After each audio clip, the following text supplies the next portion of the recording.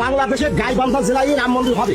তারেক জিয়ার বাবার ক্ষমতা থাকলে রাম মন্দির ভাঙবে দেবে। রাম মূর্তি তৈরি করবা সেটা আমাদের কোনো বিষয় না, কিন্তু একজন সাধারণ জনগণ হিসেবে যে নির্বাচিত সরকারের এবং তার বাবার নিয়ে এরকম কথা বলা তোমার উচিত হয়নি।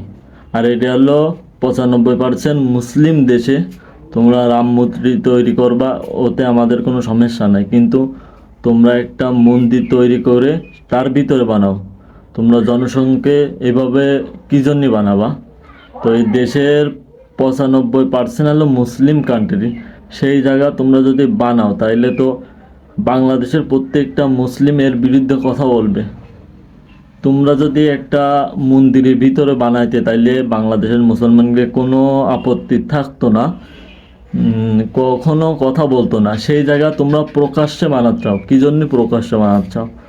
এটা 95% মুসলিম দেশে এইভাবে প্রকাশ্যে না বানায় তোমরা যদি জনসংখ্যা মানে একটা মন্দিরের ভিতরে বানাইতে, বাংলাদেশে তো হাজার হাজার মন্দির আছে, কেউ কখনো ভাঙেছে, কোনো কিছু করেছে, কোনো মুসলিমরা কোনো কথা বলছে?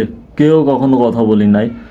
যার ধর্ম তার কাছে, তোমরা তোমাদের পূজা করবা, তোমাদের ঈশ্বরকে পূজা করবা, এতে আমাদের কোনো সমস্যা নাই, কিন্তু তোমরা মন্দিরের ভিতরে তৈরি করো। তোমরা জনসংখ্যা কী জন্যই তৈরি করবা?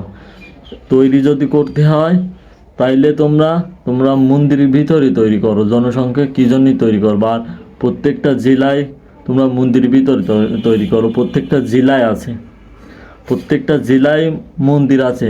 কোনো মুসলিম কখনো ভাঙেছে? কোনো মুসলিম কোনো কথা বলছে? তোমরা রাম মন্দির তৈরি করো তোমাদের মন্দিরের ভিতরে। তোমরা তোমাদের সীমা অতিলঙ্ঘন করলেই তো বাংলাদেশে মুসলিম খেপে যাবে, ঠিক কিনা? আপনারা কমেন্ট বক্সে বলে যান। আর গণপ্রজাতন্ত্রী সরকার, সবার সরকার, তাকে তোমরা এইভাবে আঙ্গুল তুলে কথা বলতে পারো না কখনো। তার বাবাকে নিয়ে কথা বলছে, এটা কি ঠিক হয়েছে কি না আপনারাই কমেন্টে বলে যাবেন। আর বাংলাদেশে হলো 95% মুসলমান, আমাদের কোনো সমস্যা নাই। প্রত্যেকটা মুসলিম যদি একত হয় তাইলে তোমাদের রাম মন্দির তৈরি করতে দেবে না। তারপরে তোমরা ইন্ডিয়ায় মুসলমানকে পরে কি পরিমাণ অত্যাচার হচ্ছে, আমাদের বাংলাদেশের মুসলিমরা কথা বলছে, হিন্দুরা বলে একটা কথা বলছে না।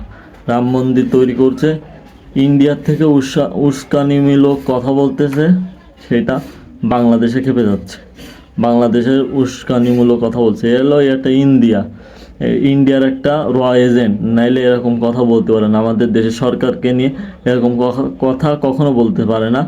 এই ভিডিওটা এত পরিমাণ শেয়ার করবেন যাতে ওদের ভিতরে ভালোভাবে বুঝতে পারে যে বাংলাদেশের মুসলিমরা কী করতে পারে। ভিডিওটা প্রচুর পরিমাণ শেয়ার করুন।